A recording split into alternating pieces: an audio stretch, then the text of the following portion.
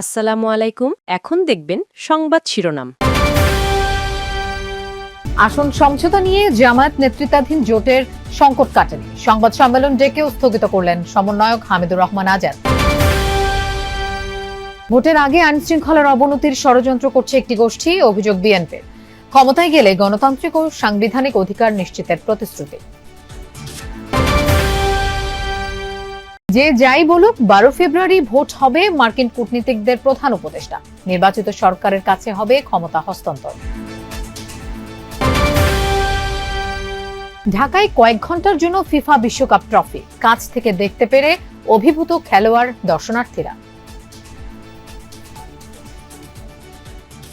এতক্ষণ দেখছিলেন সংবাদ শিরোনাম, এখন দেখবেন বিস্তারিত। 11 দলে থাকা না থাকার বিষয়ে সিদ্ধান্ত আগামী 2-1 দিনের মধ্যে আনুষ্ঠানিকভাবে জানানো হবে বলে জানিয়েছেন ইসলামী আন্দোলন বাংলাদেশের মুখপাত্র গাজী আতাউর রহমান। তবে ইসলামী দল ও সমমনা দলগুলোর ঐক্য ধরে রাখতে আলোচনা অব্যাহত আছে বলেও জানান তিনি।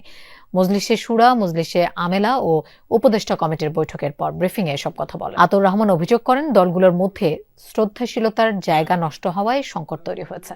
এই সংকট দূর করতে সব দলকে শ্রদ্ধার জায়গায় থাকার আহ্বান জানান। বলেন, সমঝোতার ভিত্তিতে প্রার্থী দেয়ার কথা থাকলেও চূড়ান্ত প্রার্থী হওয়ার আগে থেকেই প্রতারণা শুরু করেছেন। ইসলামী আন্দোলনের হেভিওয়েট প্রার্থীদের আসনে 11 দলের অন্যান্য প্রার্থীদের মনোনয়ন দেওয়া হয়েছে, যা অন্যায্য। চাপিয়ে দেয়া কোনো সিদ্ধান্ত ইসলামী আন্দোলন মানবে না বলে জানান দলটির মুখপাত্র। এ সময় তিনি বলেন, 11 দল থেকে এখনো বেরিয়ে যায়নি, সমঝোতার চেষ্টা অব্যাহত আছে ও থাকবে। আমরা তো স্বাধীনভাবে রাজনীতি করি, আমরা তো কারো চাপিয়ে দেওয়া কোনো বিষয়কে আমাদেরকে মেনে নিতে হবে, সেটা তো ইসলামী আন্দোলন বাংলাদেশ অতীতেও সেই রাজনীতি করে নাই। আমরা আমাদের সিদ্ধান্ত নেওয়ার মতো অবস্থায় তো আমরা আছি ইনশাল্লাহ। তো এখানে কেউ যদি আমাদের প্রতি কোনো ইনজাস্টিস করে বা কেউ যদি ইনসাল্ট করে, অবহেলা করে, তাহলে সেটাকে আমরা স্বাভাবিকভাবে তো নিতে পারি না। ইসলামী আন্দোলন এবং খেলাফত মজলিস বাংলাদেশ দুটি দলের সাথেই আসলে 11 দল যে সমঝোতার যে নির্বাচনের পরিকল্পনা নিয়ে এগোচ্ছিল, সেটা একটা সংকটের মুখে পড়েছে। তবে সেই সংকটটা কেটে যাবে এমন প্রত্যাশা সবার, কিন্তু গত কয়েকদিন যাবৎ আসলে এই সংকট নিয়ে গণমাধ্যম থেকে শুরু করে দলীয় নেতাকর্মীদের মধ্যে নানা আলোচনা চললেও এখন পর্যন্ত আসলে তারা কোনো সিদ্ধান্তে পৌঁছাতে পারেনি।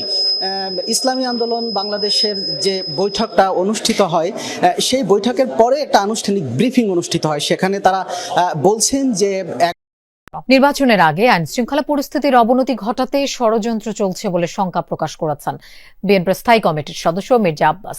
পোস্টাল ব্যালটে প্রতীক বিন্যাসের সমালোচনা করে পক্ষপাত এড়াতে কমিশনকে সতর্ক থাকার আহ্বান জানান তিনি। স্থায়ী কমিটির আরেক সদস্য সালাউদ্দিন আহমদ বলেন, জুলাই সনদের বাইরে বক্তব্য নেই বিএনপির। আলাদা অনুষ্ঠানে বিএনপি নেতারা এসব কথা বলেন।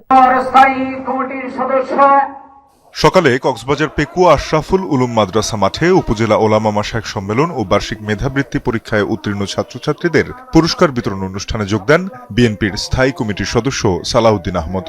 বক্তব্যে তিনি বলেন, জাতীয়ভাবে ঐক্যমত্য হওয়া জুলাই সনদের বিষয়ে ঐক্যবদ্ধ রয়েছে বিএনপি, এর বাইরে দলের কোনো অবস্থান নেই। অক্ষরে অক্ষরে জুলাই জাতীয় সনদের প্রত্যেকটি প্রস্তাব আমরা যেটা ঐক্যমতের ভিত্তিতে স্বাক্ষরিত হয়েছে সেটা আমরা বাস্তবায়ন করব, কিন্তু জুলাই সনদের বাইরে আমাদের কোনো বক্তব্য নাই। এদিকে নয়াপল্টনে দলের নেতাকর্মীদের সাথে শুভেচ্ছা বিনিময়কালে বিএনপির স্থায়ী কমিটির সদস্য মির্জা আব্বাস অভিযোগ, পতিত ফ্যাসিবাদী শাসক গোষ্ঠী নিজেদের অপরাধের ব্যাপারে অনুতপ্ত নয়, তাই এখনই দেশে ট্রুথ অ্যান্ড রিকনসিলিয়েশন প্রক্রিয়ার বাস্তবায়ন সম্ভব নয়। যুক্তরাষ্ট্রের 2 সাবেক কূটনীতিক আলবার্ট গোম্বিস ও মরস্ট্যানের সাথে সৌজন্য সাক্ষাতে এ মন্তব্য করেছেন প্রধান উপদেষ্টা ডক্টর মোহাম্মদ ইউনূস। এ সময় প্রধান উপদেষ্টা আরও জানান, 12 ফেব্রুয়ারি নির্বাচন আয়োজন ও ফল ঘোষণা করে গণতান্ত্রিকভাবে নির্বাচিতদের ক্ষমতা হস্তান্তরের অঙ্গীকারে অটল অন্তর্বর্তী সরকার। রাষ্ট্রীয় অতিথি ভবন যমুনায় অন্তর্বর্তী সরকার প্রধান ডক্টর মোহাম্মদ ইউনূসের সাথে সৌজন্য সাক্ষাৎ করেন যুক্তরাষ্ট্রের 2 সাবেক জ্যেষ্ঠ কূটনীতিক আলবার্ট গোম্বিস ও মরস্ট্যান। ঘণ্টাব্যাপী বৈঠকে আলোচনা হয় আসন্ন নির্বাচন, গণভোট, জুলাই বিপ্লব ও এর পরবর্তী পরিস্থিতি, জুলাই সনদ এবং অভ্যুত্থানের নেতৃত্ব দেয়া তরুণদের উত্থানের বিষয়ে। এ সময় দুই কূটনীতিক প্রধান উপদেষ্টার কাছে বর্ণ বৈষম্য পরবর্তী দক্ষিণ আফ্রিকার আদলে বাংলাদেশেও ট্রুথ অ্যান্ড রিকনসিলিয়েশনের উদ্যোগ গ্রহণ করা সম্ভব কিনা তা জানতে চান। জবাবে ডক্টর ইউনূস বলেন, বর্তমান পরিস্থিতিতে দেশে এর প্রক্রিয়া বাস্তবায়ন সম্ভব নয়। বলেন, এটি তখনই সম্ভব যখন কেউ নিজ অপরাধের জন্য অনুতপ্ত হয়। কিন্তু বহু প্রমাণ থাকার পরও ফ্যাসিস্ট শাসক গোষ্ঠী তাদের বর্বরচিত অপরাধ অস্বীকার করেই যাচ্ছে। নির্বাচন নিয়ে প্রধান উপদেষ্টা জানান, কে কি বলল তা বিবেচ্য নয়। ত্রয়োদশ জাতীয় সংসদ নির্বাচন এবং গণভোট 12 ফেব্রুয়ারি অনুষ্ঠিত হবে। ফলাফল ঘোষণার পর অন্তর্বর্তী সরকার গণতান্ত্রিকভাবে নির্বাচিত সরকারের কাছে ক্ষমতা হস্তান্তরের অঙ্গীকারে অটল। নির্বাচন ঘিরে উদ্দেশ্য প্রণোদিতভাবে বিভ্রান্তি ও প্রচুর ভুয়া খবর ছড়ানো হচ্ছে বলেও জানান ডক্টর ইউনূস। নির্বাচনকালীন সময়ে নিরপেক্ষ থেকে তার সরকার সব রাজনৈতিক দলের জন্য সমান সুযোগ নিশ্চিত করবে বলেও আশ্বস্ত করেন তিনি। প্রধান উপদেষ্টার সাথে সাক্ষাতে মার্কিন দুই জ্যেষ্ঠ কূটনীতিক গত 1.5 বছরে দেশ পরিচালনায় তার গুরুত্বপূর্ণ ভূমিকার প্রশংসা। অবশেষে ফিফা বিশ্বকাপের মূল ট্রফি দেখার সুযোগ পেল বাংলাদেশের ফুটবল প্রেমীরা। তাদের স্বপ্ন, একদিন এই ট্রফি জয়ের লড়াইয়ে বিশ্বকাপের মূল পর্বে খেলবে লাল সবুজের দেশ। যে ট্রফিতে চুমু খেয়েছিলেন লিওনেল মেসি, সেই ট্রফি এক নজর দেখতে পেরে উচ্ছ্বসিত আর্জেন্টাইন ভক্তরা। ব্রাজিল সমর্থকরা বললেন, 2 যুগের অপেক্ষা ঘুচবে এবার। সব মিলিয়ে ফিফার সদস্য দেশের সংখ্যাটা 200-রও অধিক, যেখান থেকে মাত্র 30টি দেশে ভ্রমণের জন্য যাত্রা শুরু করেছে ফিফা বিশ্বকাপের মূল ট্রফি। তারই একটি বাংলাদেশ। আর তাই যে গুটি কয়েক ফুটবল ভক্ত সেই ট্রফি সামনে থেকে এক নজর দেখার সুযোগ পেয়েছেন, তারা নিঃসন্দেহে ভাগ্যবান।